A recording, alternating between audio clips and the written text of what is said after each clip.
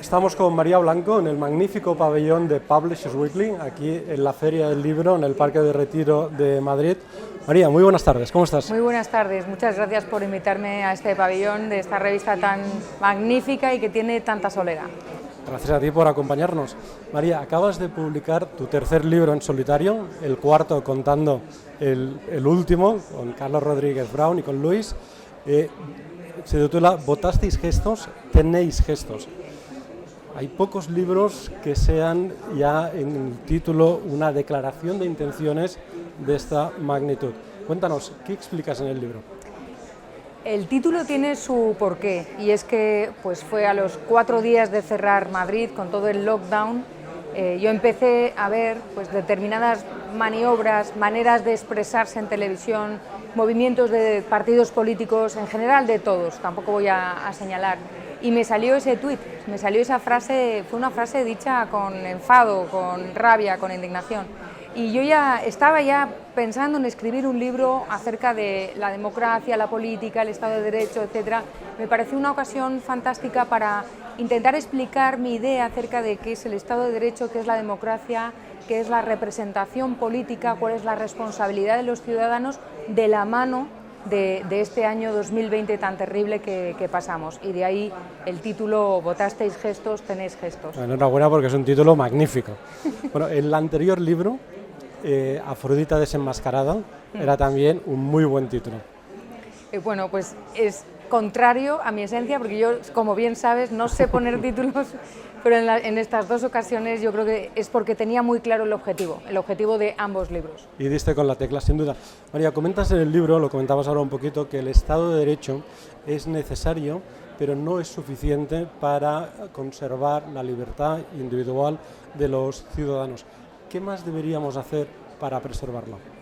Es verdad, tenemos la mala costumbre, no creo que sea algo específico de la sociedad española, probablemente sucede en casi todos los países o en muchos países, ¿no?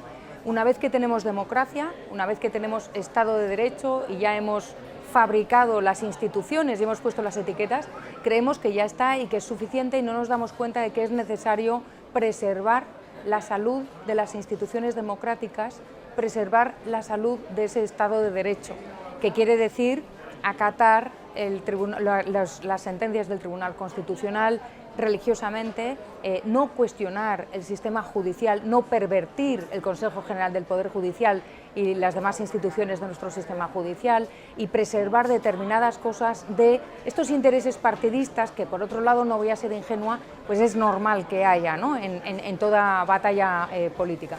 Y creo que eso es en lo que hemos fallado, no solamente los españoles, cada vez me escriben más amigos de Italia, de Latinoamérica, diciéndome esto no es solamente en España, esto nos vemos todos reflejados un poco en este deterioro institucional, que yo creo que es responsabilidad de los políticos, pero también de la sociedad civil, por poca vigilancia.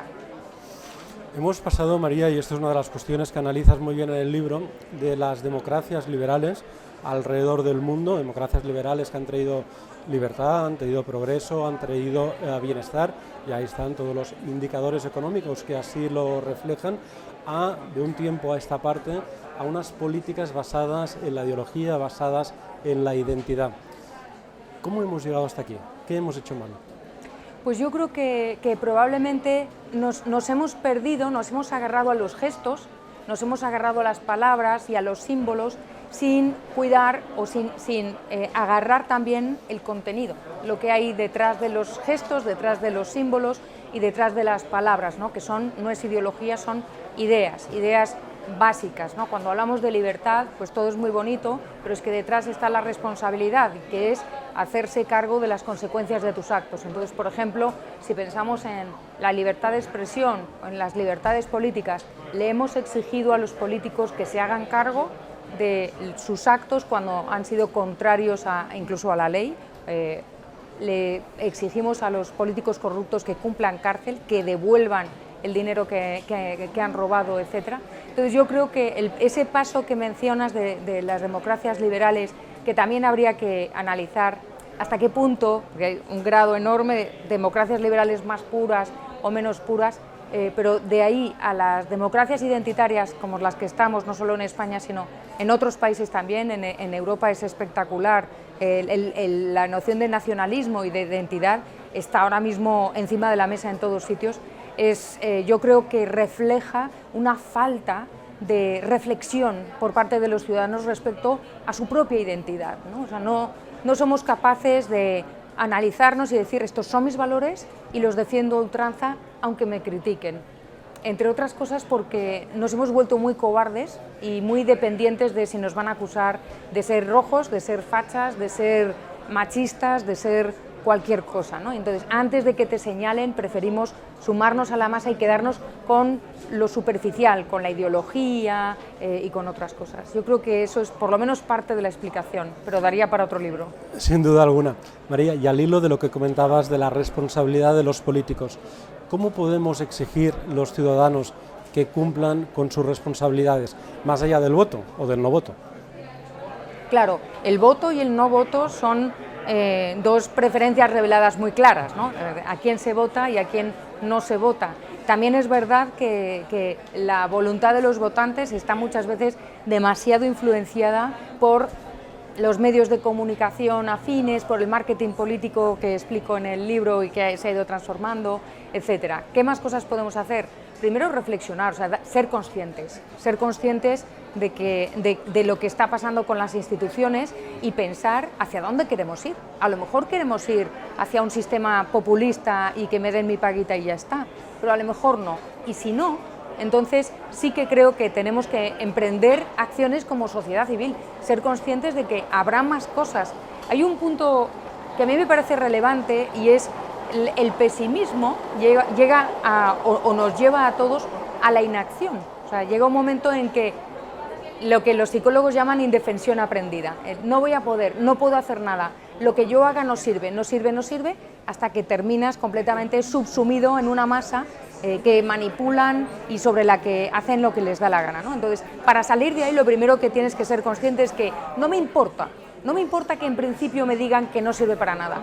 Yo voy a dar el callo, voy a dar un paso al frente, voy a seguir denunciando y voy a intentar crear opinión pública y voy a intentar convocar manifestaciones y voy a intentar denunciar este asalto a las instituciones democráticas. Oye, hablando de votos, ¿es la democracia el mejor sistema posible o es simplemente el menos malo de los que tenemos y que nos sirve para conseguir este Estado de Derecho?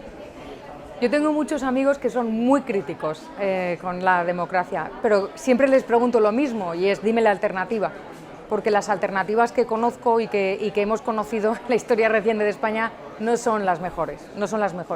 La democracia probablemente no es suficiente, como decíamos al principio, pero sí es el sistema que permite, con responsabilidad por parte de los ciudadanos, caminar por el sendero de la libertad individual y decidir que sean los ciudadanos los que decidan cuál es el peso que tiene que tener el Estado, cuál es la participación que queremos del Gobierno. Para eso, por supuesto, hace falta que los ciudadanos estén formados, tengan información y que sean lo suficientemente responsables como para dar un paso al frente y actuar según sus valores y en su pequeño micromundo. Tampoco estoy pensando en grandes revoluciones. Ya sabes que para mí la gran revolución que viene es la individual y la interior, ¿no? La revolución de las conciencias. Y hablando del peso del Estado, ¿no?, que comentabas ahora, ¿cuál sería tu modelo de Estado ideal? En un mundo ideal no tendría por qué haber un Estado que impusiera muchas normas o que tuviera un peso muy grande. De hecho, pues en última instancia probablemente sería el no Estado y que las comunidades pudieran vivir sin necesidad de un supervisor. Pero no somos ángeles, tampoco somos demonios y probablemente es necesario que haya un Estado mínimo. Juan Ramón Rayo escribió un libro maravilloso donde demuestra que el peso del Estado puede reducirse mucho.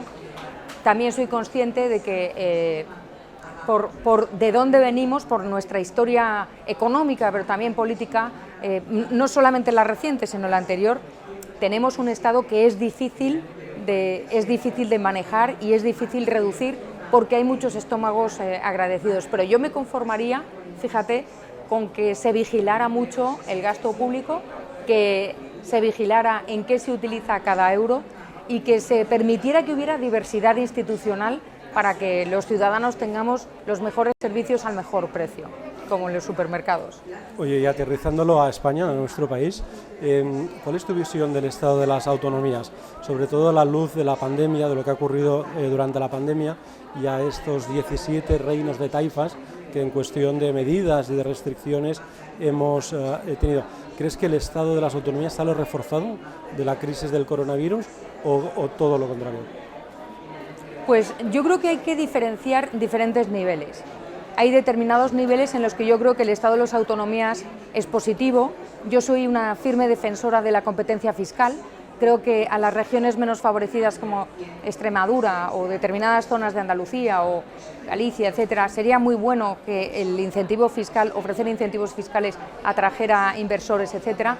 Pero luego hay otro tipo de fenómenos como una pandemia en donde tal vez es necesario que haya pues una organización centralizada. Sin embargo, gracias al estado de las autonomías, en Madrid hemos disfrutado de una libertad que en otros sitios no. Con lo cual, de alguna manera, lo que se ha puesto de manifiesto es que el estado de autonomías o el que haya independencia, cierta independencia regional, puede salvar o puede condenar a determinados ciudadanos, ¿no?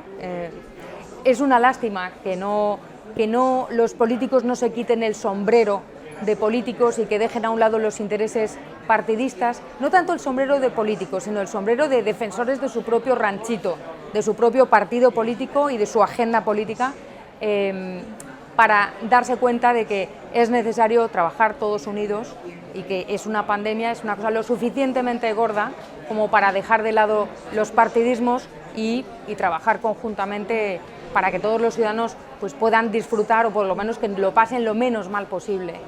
Ha habido mucho dolor, muchas muertes, todavía estamos aprendiendo a convivir con ello y a mí me da mucha vergüenza ajena el espectáculo que se da y que se sigue dando ahora, por ejemplo, con los fondos europeos. ¿Cuál es, ya para acabar, última pregunta, cuál es tu visión de los fondos europeos? ¿Eres optimista? ¿Van a servir para la recuperación económica? ¿Va a ser un mero plan E? ¿Cómo lo ves? ¿Cuál es tu punto de vista? Entiendo que los fondos europeos en estos momentos pueden ser necesarios, igual que fue necesario que la Unión Europea distribuyera las vacunas. Lo hizo mejor o peor, pero en esos momentos estábamos encantados de ser europeos todos y probablemente son necesarios los fondos europeos. Tengo una o ninguna confianza en que nuestros gestores políticos vayan a utilizarlos adecuadamente.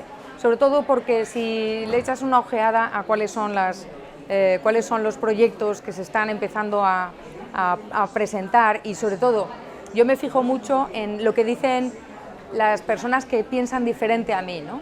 Pues hay personas de Ciudadanos, economistas que para mí son demasiado socialdemócratas, etcétera, que se están quejando ya de lo mal que se están empezando a repartir los fondos y es una oportunidad que si la perdemos nos vamos a quedar en un furgón de cola. Ahora mismo pues, estamos presenciando esta revolución digital, la introducción más masiva y sistemática de la robótica en los procesos productivos y va a haber dos tipos de países, los que se suban a ese carro y los que no. Sería una lástima que España no se subiera porque nos quedaríamos en el furgón de cola de Europa, pero también del resto del mundo. Sin duda, habrá dos tipos de países y dos tipos de empresas. Exactamente. Las que se hayan adaptado a la transformación digital y las que no. Exactamente, y unas van a ser empresas que van a decidir residir, tener su sede en España o no, en función de los incentivos fiscales, lo cual es perfectamente legítimo y honesto, y van a ser empresas internacionales modernas con proyección de futuro y las otras pues se van a quedar cada vez más obsoletas y va a ser una pena por lo que significa en términos de desempleo en nuestro país, que es nuestro talón de Aquiles. Muy bien, pues María, muchísimas gracias por este ratito, te deseamos muchísimo éxito con Votasteis Gestos, tenéis Gestos, tu tercer libro, enhorabuena. Muchas gracias. Y muchísimas gracias. Gracias a vosotros, muchas gracias.